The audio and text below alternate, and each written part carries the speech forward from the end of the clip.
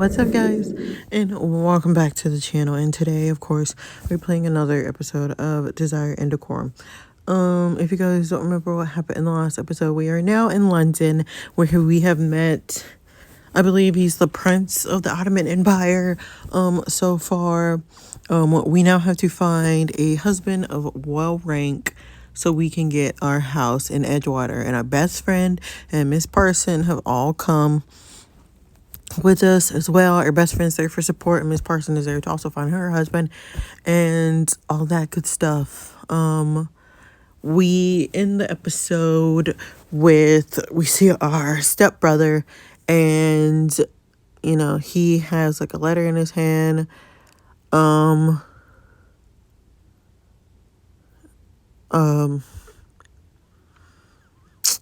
He has a letter in his hand from my grandmother, which says, send somebody to make sure that we get picked up. He didn't do that because, his mom was trying to sabotage because she wants him to own everything in Edgewater. But either way, we're here. So let's just jump into the episode. I did buy some gems, so we might can do an episode or buy a nice outfit in this one. We'll see how it goes. But anyway, let's just jump right into it. You did only what your mother told you to do. Like, we're not going to be mad at him, like, because you can tell that he only does what his mother says for him to do, and we're trying to get him on our side and off his mother's side. I know it was your mother's order to abandon me. She's the one who wished me harm, not you. Mr. Malcaster glanced at you, and then Brer, who's standing beside you. My mother wrote that the Dowager accountant had made other arrangements, and you believed her? She's my mother and Countess of Edgewater. It is not my place to disobey her orders. My father entrusted my safety to this household. What would you tell him had my Vetcher be assaulted while we were lost? My apologies, Miss Parson. I hadn't considered feuds that last for generations have started over less. Miss Parson flounces out the front door, and you rush after her. As you reach the front step out of Mr. Malcaster's sight, Miss Parson doubles over, giggling. Did you see his face? He's terrified of you. He should be. Did you see him try to worm out of taking any responsibility? Ugh. He's in a tough position, has the backbone of a salty slug, is less interesting than you. He's not as interesting as you are. You take your hands gently, twining your fingers through hers. Tell me Edmund Malcaster is the only thing on your mind right now. Edmund who? Before you can say anything, Miss Parson notices a young woman in a fine gown getting into a carriage across the street. She jumps.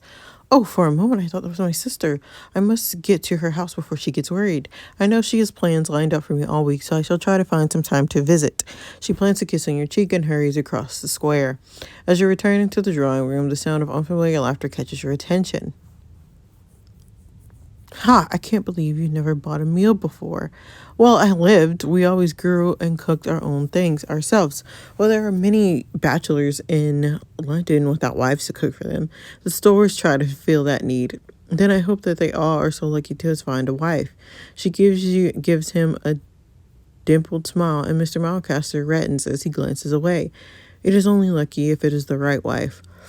Not my girl, Brer, about to be my sister-in-law. Love that. He reaches for Brer's hand just as you clear your throat, and then both of them jump guiltily. You can show Miss Cinderella to her rooms, Miss Daly, on the second floor. Brer lifts her skirt and curtsies with a flash of a slim ankle. Of course, sir. Mr. Malcaster quickly leaves in the room, and you and Brer walk towards the stairs. Because, girl, what was that? Brer, were you flirting with him? I think our Mr. Malcaster fancies you. Girl, I think he fancies you. Brer pulls you quickly out of earshot. Do you think he might? Brer, I've known that man over a fortnight, and this is the first time I've seen him smile. I know you tried to be kind to him, Cinderella, and he appreciates that. It's just hard with the accountants. Twilight is already falling as Brer leads you into your new bedroom. You sit down on the large bed. Do you really care for Mr. Malcaster then? What about Mr. Woods?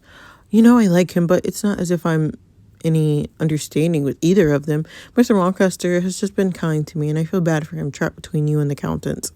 He's engaged to Miss Sutton. We're not. He is far above me. It's just harmless flirtation. She turns her attention to your luggage.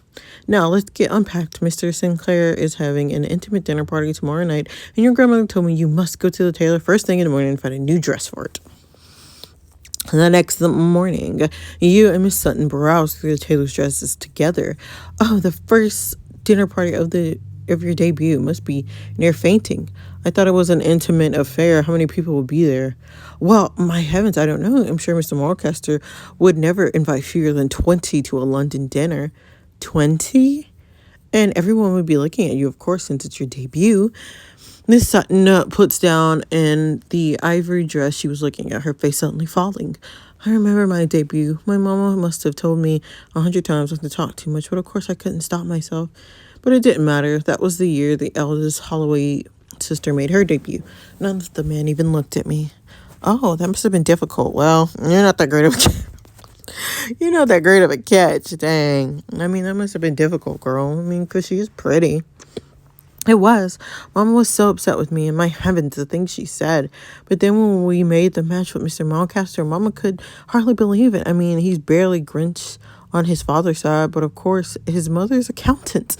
And then when poor Harry passed, and there was talks of Mr. Mulcaster inheriting, Miss Sutton's streams of words stopped abruptly as she looks at you. Oh, I mean, he won't be inheriting, so my words, here we are, shopping for dresses for your debut. Do you see any you like? Because, girl, keep your mouth closed. They're all beautiful. Oh, this would look marvelous on you. She pulls out a silk gown in a rich wine color and looks at it happily. Just look at the delicate. You'll be turning the heads of every man there. She thrusts the dress into your hands. Try it on. I'll never be beautiful like you. I know gorgeous dresses when I see one. Ooh, gorgeous. And it's $25. 25 gems, and I don't have it. It's 25 gems that I don't have. Do I want to buy more gems? I don't really want to, but I might. You know what? Right. So we're going to buy it. Be beautiful out here and gorgeous and things, Oh, Miss Cinderella. Lady Cinderella, you look positively regal. I do, don't I? What I would give to look like you. Why, I bet even wearing homespun, you were almost the prettiest maid in the village. I wasn't a maid, but okay. That night at Mr. Sinclair's townhouse. Oh, my. Mr. Mulcaster, Miss Sutton, Lady Cinderella, please be welcome. I always forget what a grand home you have, Mr. Sinclair. It's a shame you don't entertain more often. Your house is quite splendid, a bit self-important. It's quite splendid. It was built long ago and without my help, so I can't take a little credit for that. It's so hard, then, for you to accept a compliment. It is unpopular sentiment, perhaps, but I prefer a compliment on my achievements and not what I own. Whereas I would take any compliment as long as it sounds sincerely meant. Mr. Sinclair holds the door open as you follow Mr. Mulcaster and Miss Sutton inside. You look quite sophisticated this evening, Lady Cinderella. Red suits you. A young lady suddenly approaches and seizes Mr. Sinclair's arm. Mr. Sinclair, I couldn't imagine where you had disappeared to. You must not abandon me like that. Ew.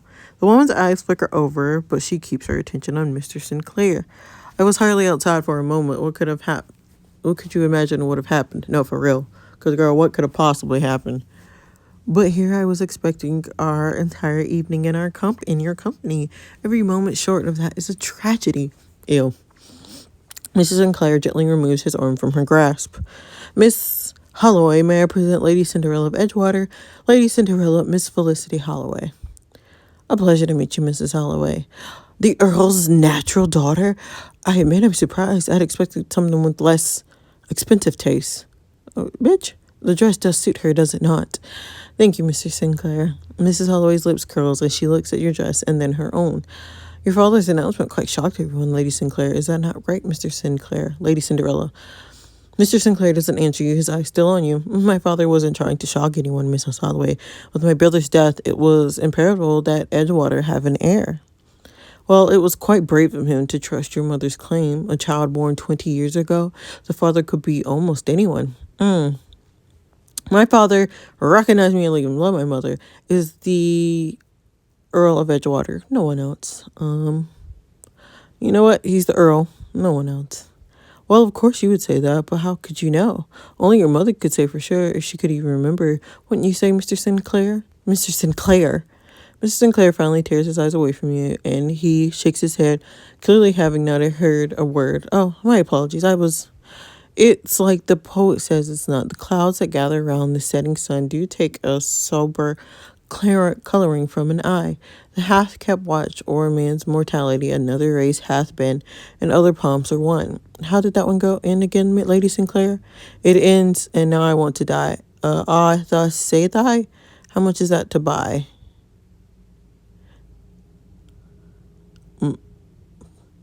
Girl, I don't know.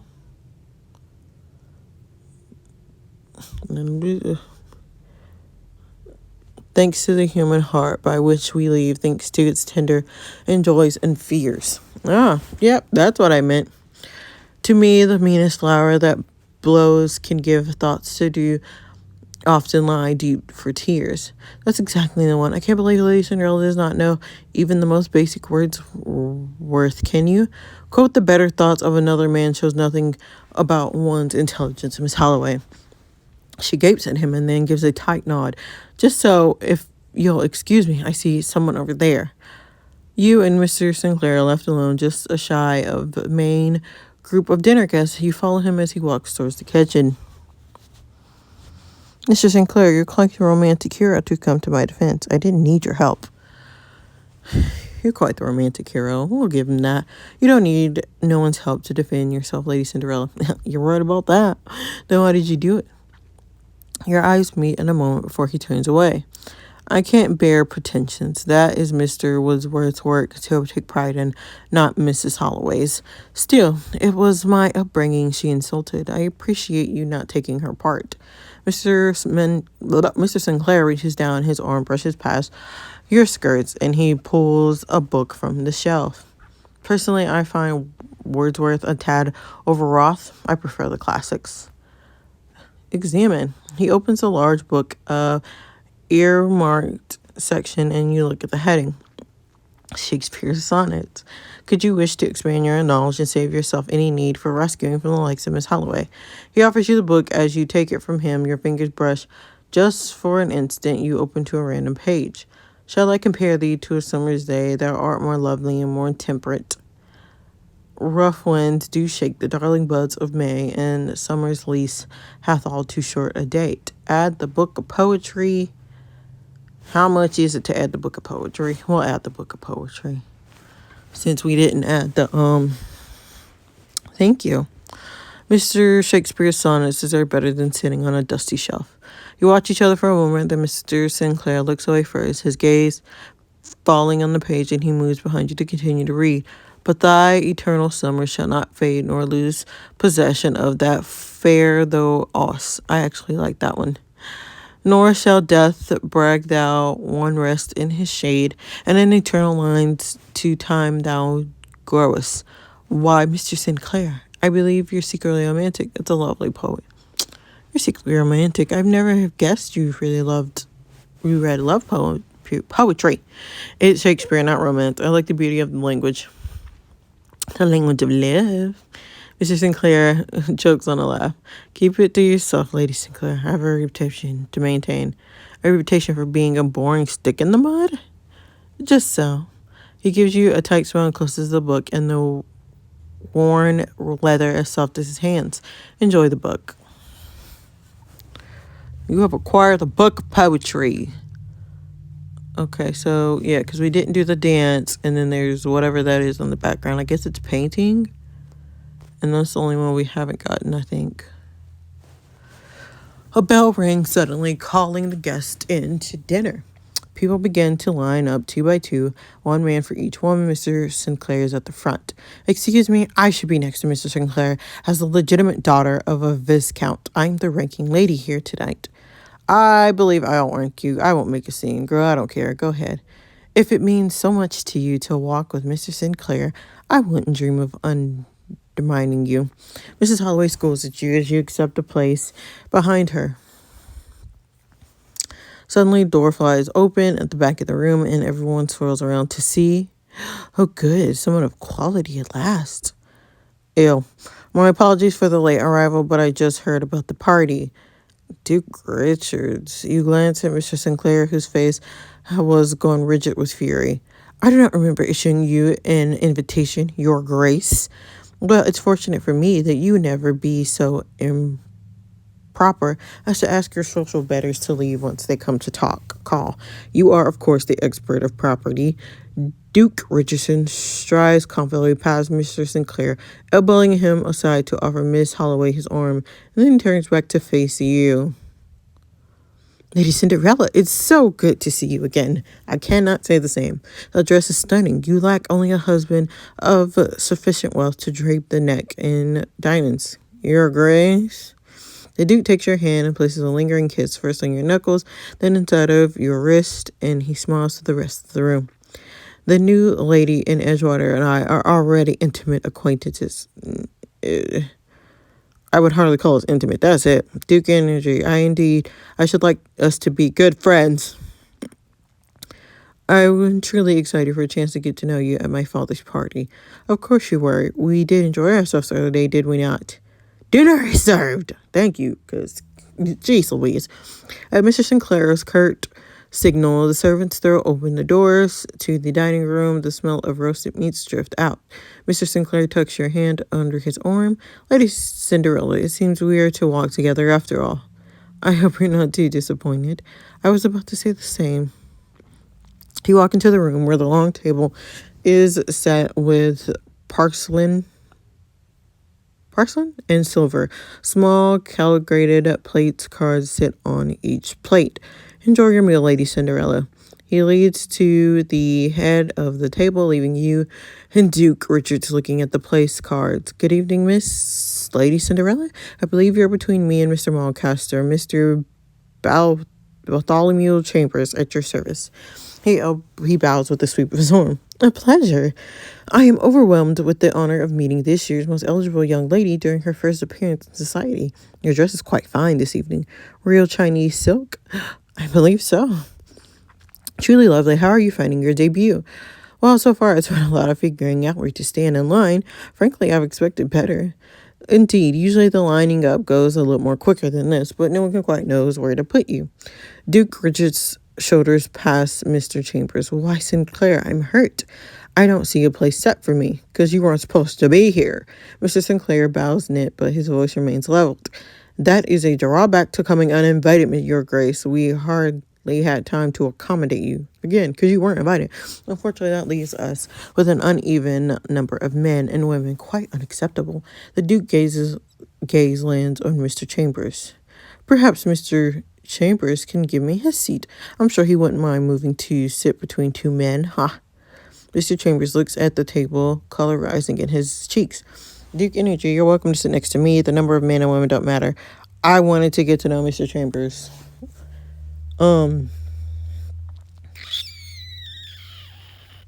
Yeah, we want to get to know him. So don't get back up. I'm honored, my lady. He gives the Duke a little bow. But if his grace requires my seat, he needs only ask. I will sit at the other end. Good. Get out of here. You're wasted on the ladies. That is hardly an appropriate way to address my guest. It is quite all right, sir. I don't mind moving. Please don't. I'm sorry. Mr. Chambers shakes his head with a glance at the Duke and then kisses your hand and leaves. Anything else you would like to rearrange, Your Grace? Oh, I shall be certain to let you know if I think of something. At the end of the table, servants scramble to lay an extra place setting for Mr. Chambers next to a bearded man. My pardon for the intrusion. The man answers with a scented English. Oh, he's handsome. It's no trouble at all, my lord. The man's eyes meet, and Mr. Chambers sits, pulling his chair close. You turn back to the Duke.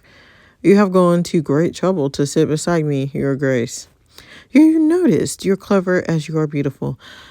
You have hardly been subtle. Subtlety is for those without the courage to be bold. Everyone sips their sweet as servants quietly, ready for the main course, your eyes drift at the end of the table where Miss Holloway hangs on Mr. Sinclair. So clever, Mr. Sinclair. I can never think of half of what you... The Duke lays a hand on yours, claiming your attention. So, I can't imagine your father has had much of a chance to show you the works of Edgewater. Not as much as I would like, Your Grace. Mr. Mulcaster speaks up eagerly as you're on your other side.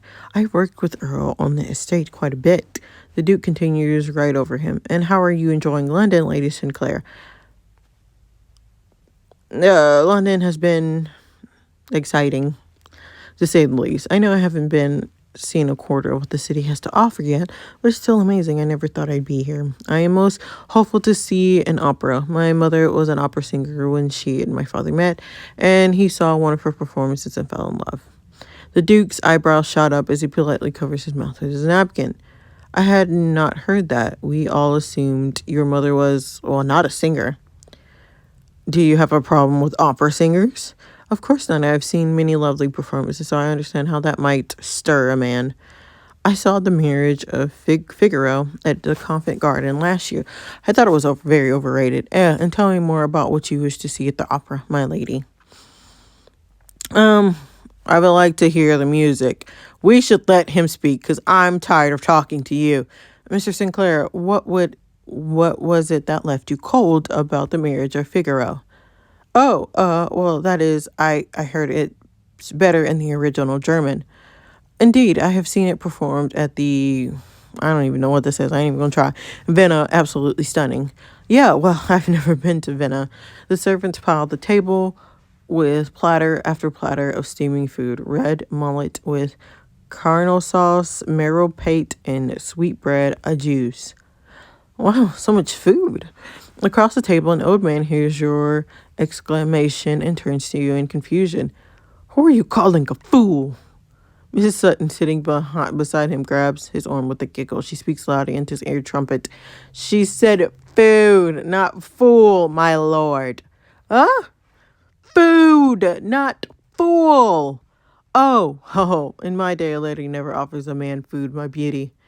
Mrs. Sutton simpers and then catches your eye across the table. Oh, Lady Cinderella, let me introduce you. This is Viscount Westerlo. My lord, Viscount Lady Cinderella of Edgewater is making her debut.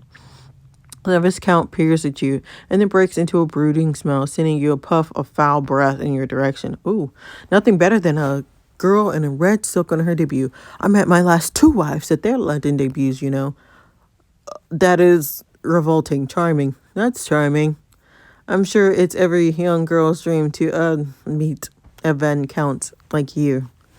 Then you'll be happy to hear that I've been opening for wife number 5. Oh, yeah, no, baby. Wonderful. Because that ain't happening. Duke Richards leans close to speak so the Viscount can't hear. Shameless, isn't he? A lot of y'all are. Does he really need a 5th wife? Seems rather poor luck for the lady. Duke Richards laughs loud enough to draw a curious look from the Viscount. It does seem rather optimistic to be chasing girls at his age. What would he do with one if he caught her? You laugh uncomfortably, trying to move your chair back a little to make some room. A second later, Mr. Sinclair walks over to you and the Duke. Is everything to your satisfaction, my lady, your grace? What are you doing over here, Sinclair? Don't you have people to entertain? Simply doing my duty as a host, your grace. Have you tried the plover eggs? They're my cook's specialty. I'm really more interested in the sweetmeats. I'm well aware of your taste. And you have always provided the choicest dinners. About that Parliament, what are they up to this season? The tension breaks slightly as both men look at you in surprise. I should talk about London? What's the most interesting place to see in London? I think Our Lady Cinderella is trying to change the subject. Were we making you uncomfortable, my dear?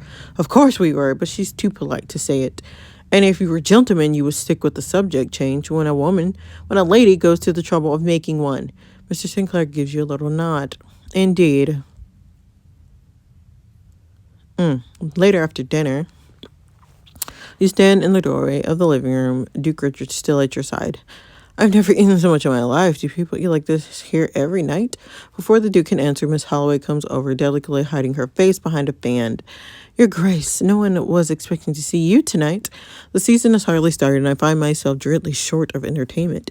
Surely a man like you never lacked for company. Mrs. Holloway flutters her fan again, and you move away, finding Mr. Chambers. He's still with the man he ended up sitting beside. Lady Cinderella, I was so sorry I missed a chance to get to know you. But not too sorry. Mr. Chambers silences him with a raised finger and a smile. I'm glad you found a way to enjoy yourself. Is Mr. Chambers gay? I don't know why I'm whispering, but is he gay? My new friend, Mr. Yofscombe. This is Lady Cinderella. A pleasure. More share, my lord? Excuse me. As the two men leave, you turn to see Mr. Mulcaster standing alone and somewhat forlorn looking behind you. When Harry was here, I never had to worry about who to talk to. I never had to worry about who to talk with at the dinner like this. He was always the center of any conversation. My brother sounds like he was quite a charmer. He always knew exactly what to say. Mr. Mulcaster, I don't believe you ever cared for Harry. I'm sorry, it must be hard being here without him. Oh, I don't think you ever cared about Harry. Could you imagine saying that in the middle of a party? The last dinner party I attended in London, we were together. What was he like? Harry wasn't afraid to walk up to Prince Ragged and introduce himself. He was so easily to go along with him. And now I get tongue-tied and stammered like a fool for Duke Richards. I hardly think Duke Richards is worth impressing. Harry used to call him the king of braggarts. You laugh, and Mr. Mulcaster is wistful. I tried my best to honor Harry by stepping to his role at Edgewater, but it will never be more than a reminder how much I fall short. A slight tipsy Miss Sutton stumbles upon to you and Mr. Mulcaster. Mr. Mulcaster, I was looking all over for you. Mr. Mulcaster gives you a slight pained smile. Excuse me. As they leave, you notice Mr. Sinclair watching you from across the room. Lady Cinderella, I'm surprised to see you alone again. One began to wonder whether Duke Richards had staked a permanent claim. Mr. Sinclair, would you rather have me for yourself? Why do you hate him so much? You want me to yourself? I get it. I'm a magazine, but still. Your grandmother would hardly approve of you asking such an impertinent question. She would clearly note that you chose not to answer. Mr. Sinclair does not meet your eyes, looking instead at the Duke, talking to Mrs. Sutton and Mrs. Holloway. I would hope any woman would consider herself safer in my company than his Grace. What did he do to you? Mr. Sinclair takes a deep breath. I would simply give you a warning. Duke Richards is not a suitable husband for you, whatever his title or power. Why do you care? What does it matter to you who I marry? Mr. Sinclair hesitates a moment too long before he can answer, and Mrs. Sutton's nasally voice carries loudly from across the room. Oh, of course Mr. Sinclair used to be married. Don't you know? This was her house. You and Mr. Sinclair both whip around to see Mrs. Sutton talking to Mrs. Holloway at the piano front. Mr. Sinclair? Oh, yes, yes. It was the talk of the town when she died in childbirth. She was such a pretty young thing. Mr. Sinclair goes white and his lips pressed in a thin line. Excuse me, I just remembered an urgent errand. Is that true? Did your wife? My wife was dead to me long before. Oh, Lord. But why? Continue without me. I'm hardly here anyway. Without another word, Mr. Sinclair turns on his heels and walks out the door. Mr. Chambers comes up behind you, concerned. What happened? I don't know. Mrs. Sutton mentioned his wife, and then he was overcome with grief. No, he seemed angry. Still, it's best he weren't alone at times like this. Perhaps you could go after him and make sure he's all right. We just ain't gonna know. We just ain't gonna know. We just ain't gonna know. I think he needs some alone time. We'll figure it out one way or another. It'll eventually probably come back up. The room is silent and guests shift uncomfortably. Mr. Sinclair said to continue without him. Shall we have some music? Lady Cinderella, will you grace us with a song? Of course. Mrs. Sutton moves aside and you sit at the piano front. You strut your fingers confidently over the keys. Remember the position Mrs. Sutton showed you. All down the feet. Da, da, da, da. Oh, I do love your voice. Indeed, a voice like velvet. Mrs. Holloway turns away muttering. Where did she learn to play like that? The rest of the crowd applauds and joins in the chorus. A bunch of people singing. And the clock strikes midnight. And we run out into our pumpkin. Exhausted, hoarse from singing, you stumble towards the door and Duke Richards opens it for you. I have to see much more of you now that the season is truly underway. Of course. You can barely speak for yawning, and the Duke smiles. Good night, Lady Cinderella. Where's Mr. Sinclair? I must say good night. You spot Mr. Sinclair watching from the doorway. He gives a slight bow. Farewell, Lady Cinderella. Until we meet again. You stagger out of the door into your carriage. The next morning, you're still sleeping when Briar opens the door to your room and Miss Parsons close behind her. I'm so sorry to disturb you so early. Lady Cinderella, are you up? Mrs. Parsons, what time is it? We've both just been invited from the Duke of Carlington. We're to attend Opera St. James with him in his private box. You rub the sleep from your eyes. Opera St. James? Where have I heard that before? That's where my mother used to sing. And that's all. That we got today, guys. Of course, we shall be back tomorrow to find out what it was like for our mother being an opera singer and things like that. I hope that you guys have thoroughly enjoyed, guys. Hopefully by Monday we will be reading Amor Loco Revenge again. I'm reading as fast as I can, clicking as fast as I can, and all that good stuff. Other than that, guys, I will see you guys in my next video. Bye.